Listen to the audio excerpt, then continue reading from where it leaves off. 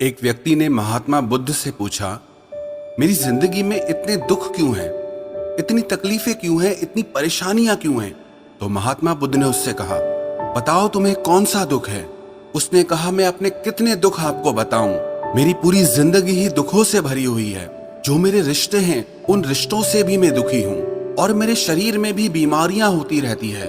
एक के पीछे एक दुख लगा ही रहता है। तो उस व्यक्ति ने कहा, ना मैं अपने रिश्तों से खुश हूँ, ना अपने परिवार से खुश हूँ, ना अपने मन से खुश हूँ और ना ही अपनी जिंदगी से खुश हूँ। लगता है ऐसी जिंदगी से अच्छा है कि मैं मर जाऊं, कोई मतलब ही नहीं जीने का।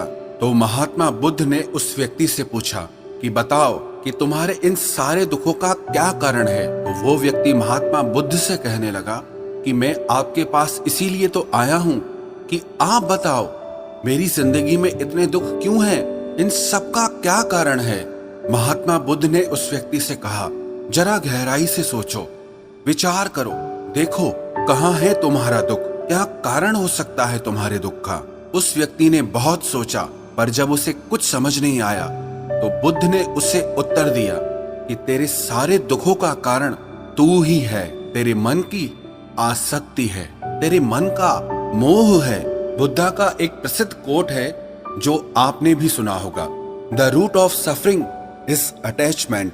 आपके सारे दुखों का कारण आपका मोह है, आपके मन का अटैचमेंट है, आसक्ति है।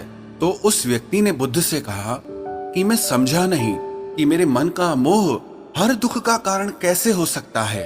तो महात्मा बुद्ध ने उसे 3 छोटी छोटी कहानियां सुनाई।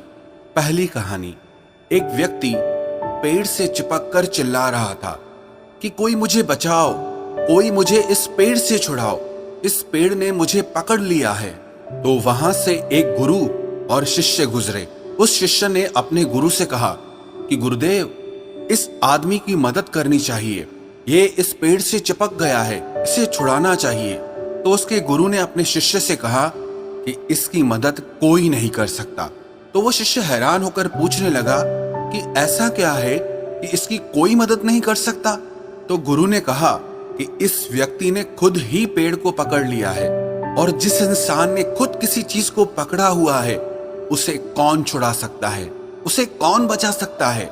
ऐसे ही बुद्ध ने कहा कि तुमने भी सारे दुखों को खुद ही पकड़ा है कि ये मेरा है, ये छूट ना जाए, ये मेरे पास रहना चाहिए, ये मुझे मिलना चाहिए, और तेरे सारे दुखों का कारण ये मैं और मेरे का बंधन है। फिर बुद्ध ने उसे दूसरी कहानी सुनाई कि जैसे एक मकड़ी वो खुद ही जाला बुनती है, और जाला बुनते बुनते एक दिन ऐसा आता है कि वो उस जाले में खुद ही फंस जाती है।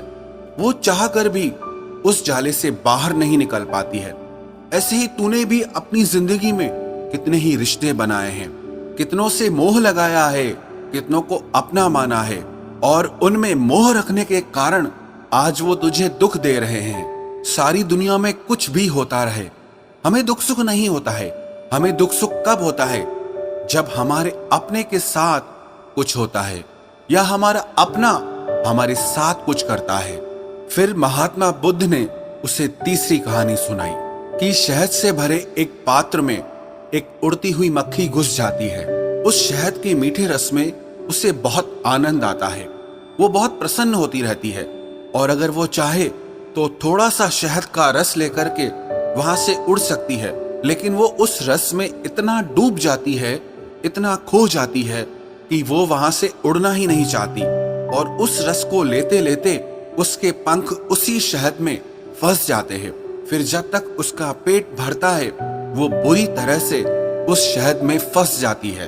फिर वो वहां से निकलने की बहुत कोशिश करती है, आगे जाती है, पीछे जाती है, दाएं जाती है, बाएं जाती है, पर वो वहां से उड़ नहीं पाती है, वो फंस जाती है उसी में ही।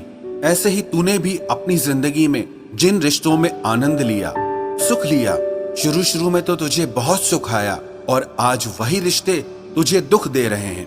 ऐसे ही जब कोई व्यक्ति जब स्वास्थ्य की परवाह ना करके स्वादिष्ट रसों के पीछे पड़कर कुछ भी खाने लगता है तो आगे चलकर उसका शरीर खराब हो जाता है, उसके शरीर में रोग आ जाते हैं। ऐसे ही जब मन संसार की बहुत सारी आशाएं कर लेता है, तृष्णाएं और वासनाएं कर लेता है, तो उसके मन में धन का लोभ आ जाता है और फिर चाहे उससे कितना भी धन मिलता रहे, उसकी तृप्ति कभी भी नहीं होती। वो हमेशा धन से अतृप्त रहता है और फिर इससे उसके मन में दुख का जन्म होता है। फिर उस व्यक्ति को एहसास हुआ कि महात्मा बुद्ध बिल्कुल सही कह रहे हैं। यही वजह है मेरे सारे दुखों की। मेरे सारे दुख मेरी ही वजह से पैदा हुए हैं, मेरे ही मन के मोह से, अटैचमेंट से पैदा हुए हैं। फिर उसने महात्मा बुद्ध से दूसरा प्रश्न किया कि आपने मुझे कारण तो बता दिया, अब मुझे इसका उपाय भी बताइए।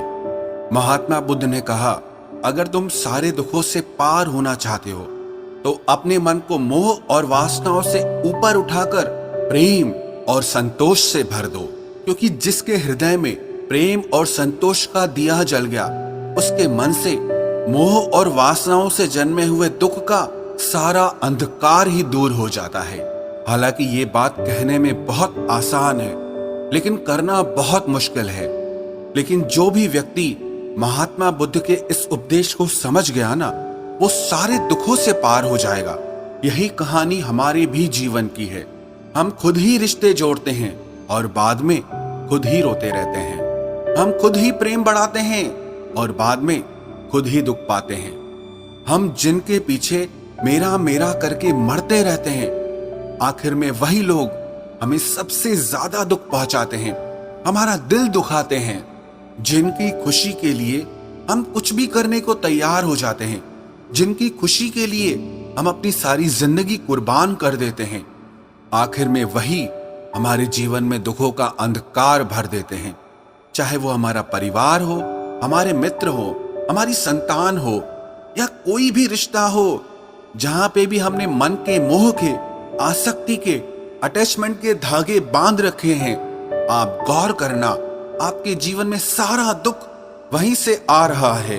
तो जो उपाय महात्मा बुद्ध ने उस व्यक्ति से कहा कि मोह और वासनाओं को त्याग करके अपने हृदय में प्रेम और संतोष को भर दो, इस छोटे से उपदेश